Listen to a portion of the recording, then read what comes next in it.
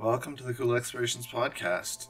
I'm your host, Tony Peters. Today we will be interviewing Dr. Robb Kelly of the Robb Kelly Recovery Group. Robb Kelly and his recovery group, they help people get through addiction and get to a place in their life where they no longer feel that they are needing that addiction and they can get past that. So it's very important work that they do, and you can check them out at robbkelly.com. That's Robb, R-O-B-B, Kelly, Kelly.com. Subscribe to this podcast to get exclusive access to the after show Shooting the Breeze. So today we have Robb Kelly from the Robb Kelly Recovery Group. He's going to be talking about addiction and the treatment plans that they use. So with that, why don't you introduce us to yourself? Just tell us briefly about what you do and who you are. Oh, no problems. Thank you, Tony. My name is Robb Kelly. I'm a double PhD. I work in the addiction field. We have a private concierge addiction company. It's 98% telehealth. And we've been doing this for over 20 years, I think. So, yeah, I really enjoy it. I have lots of people.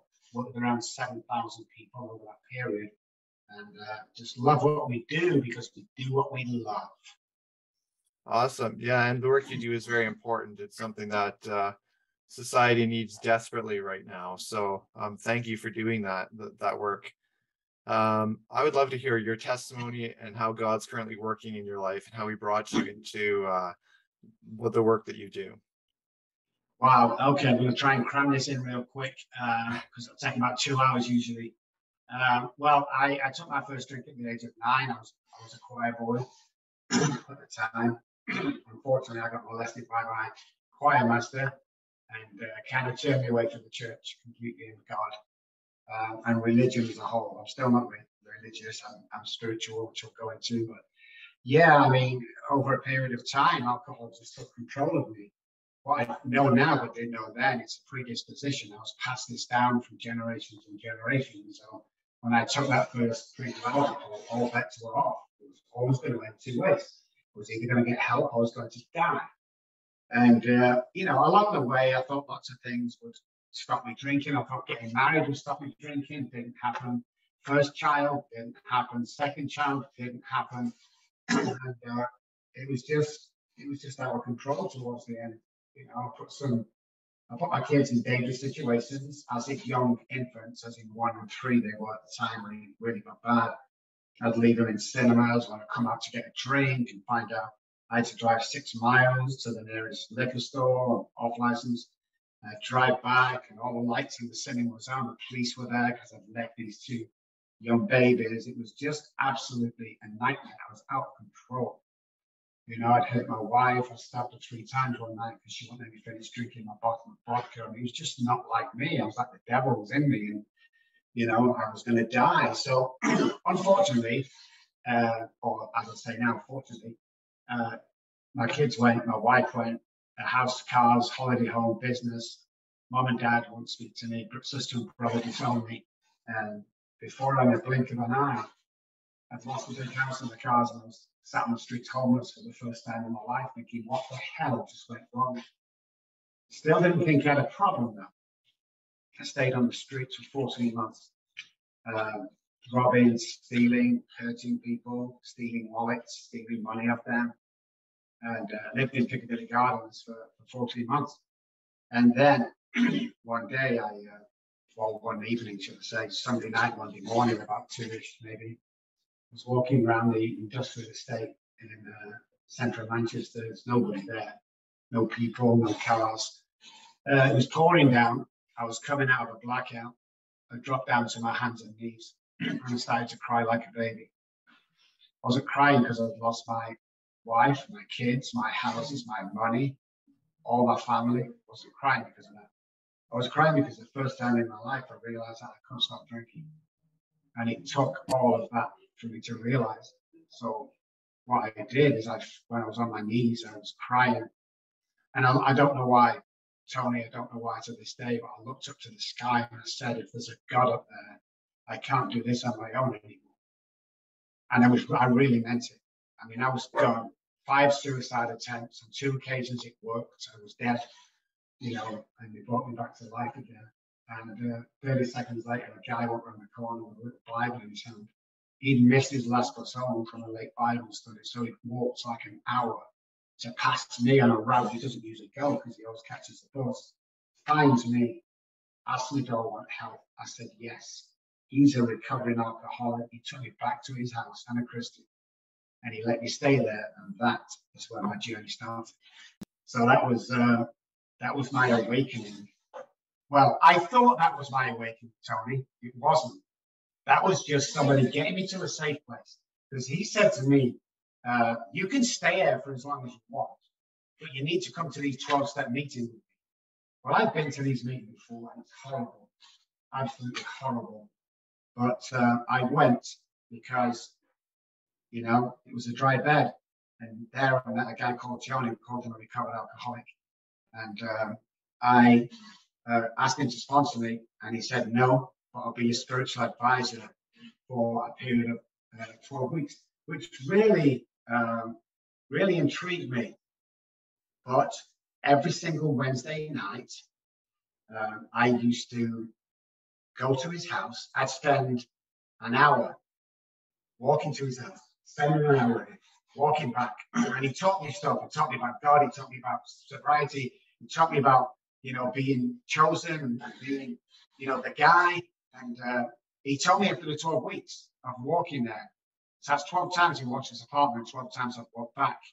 And he said, you're going to change the world. You're going to have different for tomorrow. Life's going to get better from tomorrow after the 12 weeks. And I was thinking, there's no way.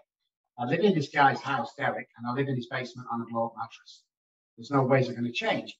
But the very next day, I got a part-time job from Derek, where he worked. And the day after that, or the day after that, turned into a full-time job. Later, during the second week, somebody gave me a little car to drive around in. So when I got my first pay packet, my life had changed. And I went to the gas station, or petrol station, and I bought a little card and a little teddy bear. So all I could afford a little teddy bear. And I wrote on it, "Thank you, John, for introducing me to God." And God took the compulsion to drink away. And I walked back to his house, and when I got to his apartment, there was nobody there. It looked as if it was just dark. So I was knocking on the door like I'd done 12 times before, and the next door neighbor came out on the right side. He says, "Can I help you?"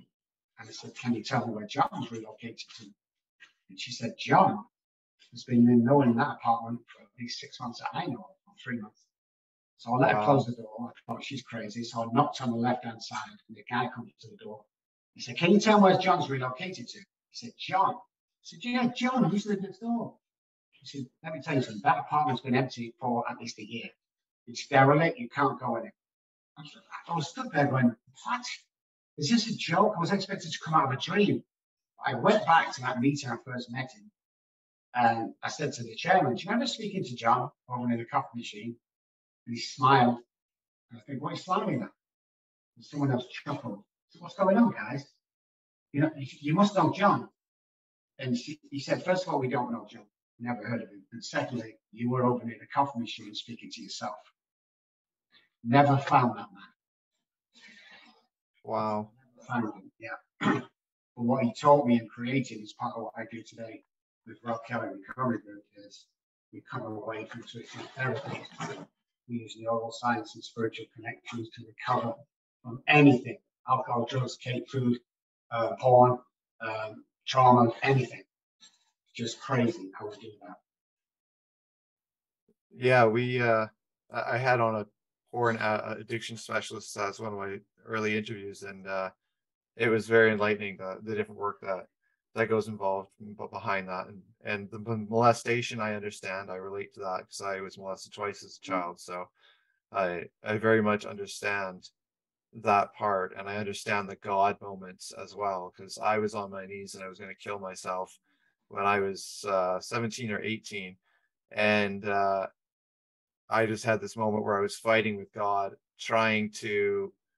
um, trying to kill myself, and I felt this pressure on my wrist that just prevented me from doing it until I collapsed, and then a voice in my head said, "What are you doing? I love you."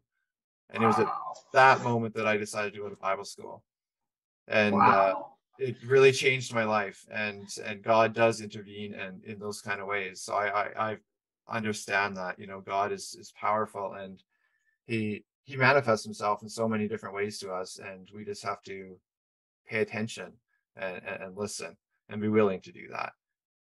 Um, so I'm really interested in exactly what you guys do. What's the treatment plan that goes into helping people um, beat their addiction and get back to a normal life?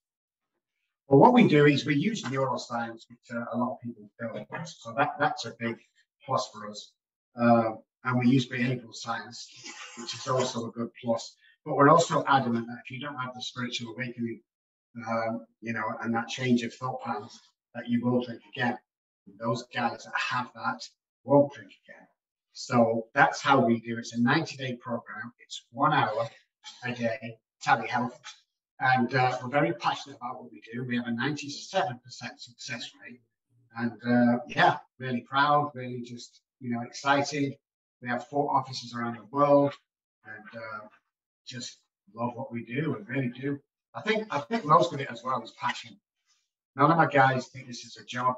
Everyone thinks it's a passion, you know, and they care. We care about the clients. We care about the patients, and we really just make sure that they want to get well and just love life, because that's what it's about. It's about loving life today. You know, stop worrying about what's going to be. Start worrying about what kind of life God's got for you, because it is an amazing life. There's no doubt about that. Yeah, for sure. And what made you decide to get your PhD in psychology? And how did that kind of change your life and your direction? Well, it's more about, I was always intrigued with the mind. I knew my uncle had a drink problem. I knew he drank too much. And I just, I don't know, the mind always intrigued me. So that's why I took psychology at school, but I didn't do anything with it, because when I first left college, I joined the police force. So it didn't really have any bearing on what I was doing then. But eventually I got back into it. You know, I got back into all the psychology of everything. It's just phenomenal, absolutely phenomenal. I just love it. I just intrigued with the mind. Yeah, we don't understand very much about the mind, really. Like when you think about all the things the brain can do, we don't understand those functions. So it's a big subject and Yes. area. Um, Changing gears a little bit. What about your time being homeless and that battle with addiction? How did you eventually come to a point where you really just overcame that and you were able to really get back on track? Was it just that God moment, or was there something more to it as well? No, I think it was the God moment, and I think once you get uh, focused on recovery as a whole and really think it's possible, that's the other big thing as well, because I didn't think it's possible. And I think that God revealed who I really am, because we never know who we are. We think we do, but we don't. We never see ourselves as other people see us. So it was really important I believed in that. It's really important I believed in John and what he was doing. And life took off, you know, like I really started getting into it, and I just started to love life for the first time ever, you know. So yeah, it was phenomenal. You also had a little bit of time as a musician. Can you tell us a little bit about that? Yeah, I was on the stage at 9. I'm playing bass guitar since the age of, I don't know, 4, maybe 5. So my auntie and uncle were always going out as a duo playing clubs and pubs. So when I was about 9, they said to me, "Hey, come and join the band," and that's what I did, and that's when I took my first drink. But I always wanted to be a professional musician, and I was always more talented enough, because I'd spend all day with the guitar strapped around my neck. I took to music like other people take to decorating or mechanics. I can't fix a car, I can't decorate, but I can pick any musical instrument up and play. Bagpipes, doesn't matter what it is, I'll get a tune out of it. So uh, I got a job, first of all, at a place called Strawberry Studios, which 10cc own and run. They had a few hits over here. They were huge in the UK. And I started doing session work, which is going in and doing the bass track for recordings or TV commercials, or especially radio commercials. Before we had all the computers, you actually go in and play these tracks separately. And that's what I did. And what I found out, Tony, is that I was getting paid treble the amount I was getting paid for a gig. So I didn't have to leave the house. I didn't have to load all the stuff. I didn't have to drive there, play for 3 hours, drive all the way home, get into bed by 2 a.m. I was getting 2 or 3, 4, 5, sometimes 10 times as much as that for doing an hour's work in a studio. A nice warm studio, a nice cup of tea. You know, it was phenomenal. So while I was doing that, I saw, after about a year, I saw an ad for bass player Abbey Road, the famous Abbey Road, and I applied for it. And eventually I got the job and played with Elton John, David Bowie, Queen, all them guys. And the money I get from there, I got myself through college. So it's a great time of my life. Yeah, that is exciting. It's also a lot of pressure. I know that it puts on you. So if you're having problems with drinking, that probably the pressure probably didn't help, did it? Oh, it was worse. That's where my alcohol and drug abuse took off to the highest degree. Yeah. It was right there. It was just, that wasn't a good. That wasn't a good thing for my alcoholism for sure. You know, but yeah, it had to come to fruition sooner or later. So it might as well have been that. I think I'm the only musician in history that got fired for being drunk every day. I think because that's a prerequisite usually. Yeah, I think that's the story, sadly, with a lot of artists that are out there. Sadly, that's kind of the culture that goes with it. Yeah. It's kind of like smoking with chefs. A lot of them smoke because there's so much pressure, and a little bit of nicotine helps them, or they think it helps them. How have you seen God at work throughout this whole process in your life and bringing you to where you are now? Oh my goodness, where do I start with that one? 95% of what I do, what I teach, how I get people to understand God, which came from John, direct link. I think John was an angel. And what I do is miraculous. They tell me, but I know it's not really me. I know that I've been chosen as a vessel. I'm very successful at what I do because it's God's program, not my program. I have to remember that. So every time I see myself on TV or commercials or wherever, speaking at large venues, I can remember this is God, not me. I never, and here's something that freaks people out. You'll get it, Tommy. I never prepare what I'm going to say for a speech. I did this huge tour once, and there were 3 of us to go on. One before me, then me, then one after me. And they all had these bundles of notes on, because there was like, I don't know, 90, 100,000 people, and they were so, I was nervous, because I didn't have anything, but I never had anything. My idea is when I walk on the stage, God will get me by the time I get to the podium, and he has done every single time. But they said to me, hey, where's your notes? I said, I don't have any notes. Go, you have to have notes, Dr. Robb. You can't, and they were just aghast. And I'm like, well, it's not me who's going to speak, so I don't know why I'm worried. So I walked across the stage to the podium. By the time I get to the podium, I always black out. I have no idea what I'm going to say. I say it, and when I come around, it's walking back when there's a standing ovation. And I just thank God. My biggest fear is when I get to a podium one day, he's not going to be there. That's my biggest fear. But he's never let me down yet. And he's always there, and he always comes up with something amazing that someone needs to hear. And, for the viewers and listeners here, I really hate to disappoint you, but I'm not as clever. I'm really not. It's all him guiding me and telling me what to say. And some of the craziest, most quoted lines come out when I say something from blackout on stage. I'll say something like, we're all born with $1 million minds, stop hanging around 10-cent lines. Everyone says that's genius. That I have no idea. I just said it once.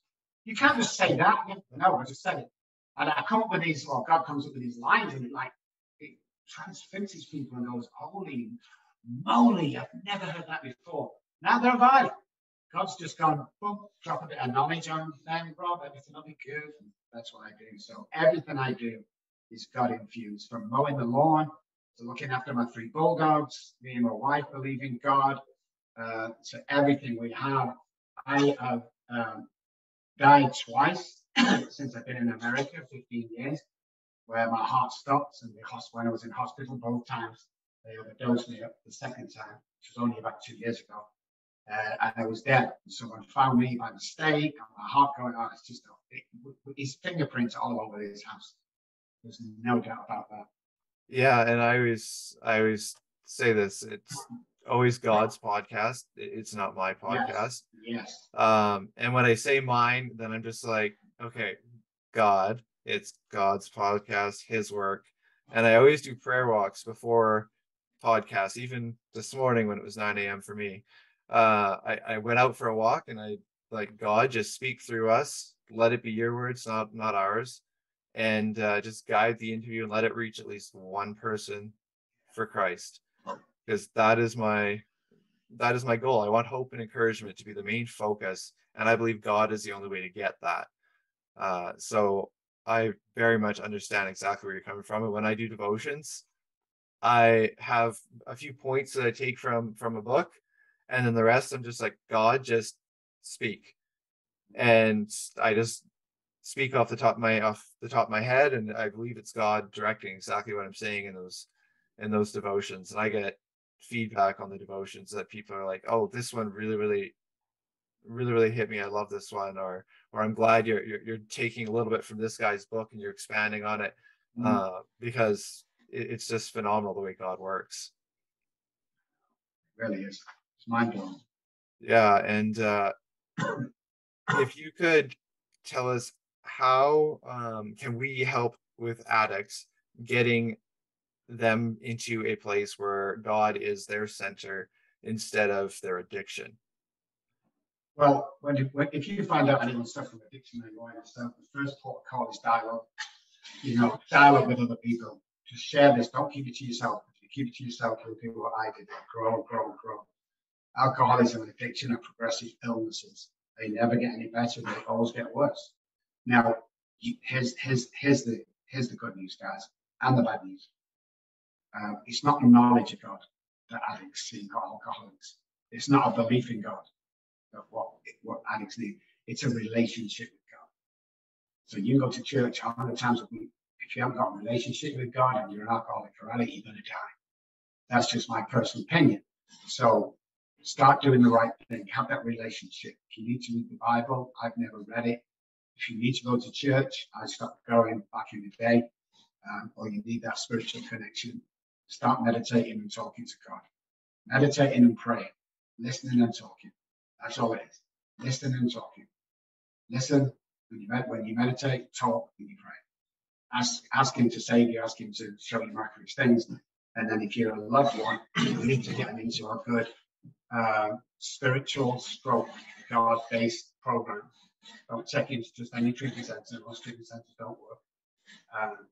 In my opinion, with my experience as a professional, the medical fraternity have not got all the answers, guys. I'm sorry to tell you that, but they haven't. There has to be God. He will remove the compulsion to drink or use, and then you become a servant of Him, and He will take you to the heights of the height, as long as it helps another human being. So get it done, guys. If you're sat at home, and you're thinking, "Oh my God, it's not me. I could never do that. I'm not a leader. I'm not going to amount to anything." I want to apologize to you. Somebody's put that there. Going back to the quote, you're born with $1 million minds. Everybody is. When kids playing in the yard, what do you want to be, Jim? I want to be an astronaut. Why do you want to be a race car driver? What happened to them dreams? I'll tell you. Family and friends kicked it out of us. That's what happened. Oh, don't be stupid. You can't do it. Stop believing them. God's got a plan for you when you're working with kids. If you want to be CEO of a company, he'll take you there. If you want, like me, homelessness to here, it is humanly impossible. I'm sorry, guys, but it is. I had to have God. God gave me everything I have today in God's center. And when I speak, I curse, and I can hear God say, we've got to speak in their language to get their attention. Because I speak at halfway houses, I speak at, down and out shelters. I also speak at boardroom, Harvard. I spoke at all these places, but He gives me that talk for each crowd, to deliver the same message. And that is when you hand your life over to Him, amazing things happen. Things of miracles will happen to you, and it always happens. That's why our program is 97 to 100% success rate. It isn't us, guys. Like I say, we wish they were this clever, but it's not. This is our job in a nutshell. We reach down, we grab the alcoholic or addict from the gutter, and we hand them on to God as quick as we humanly can. And once we do that, and he's got it, and they have the spiritual awakening, and they have the change in neural pathways, which is the change of mind, not only will you never drink and use again, but you will go on to help millions of other people with the ripple effect. Yeah, and there's a local group here as well, Rock Solid Refuge, in they specifically located in a small community so that these teens, because they're all teens, they have anger problems, some of them have drug or alcohol problems, some kind of issue that needs to be addressed, and they are very like God is the focus. They teach them school there, but they can't go anywhere because it's out in the middle of nowhere. And oftentimes the judge has said, you either go to this place or you're going to a juvenile center. And they see a lot of success because they do exactly what you were saying. God is the focus. And God helps bring them and guide them in everything that they do. And I think that is very important. That's a great message, because for me growing up, after I was molested, it became this addiction to porn and masturbation, pain, because I wanted to just get rid of that pain that was inside of me, and hurting myself was a way to do that. As well as swearing became a big addiction for me, just like cursing like crazy, because Yes. that was the way I expressed myself. And poetry ended up being a huge escape for me, in writing, and I felt God in a lot of what I did.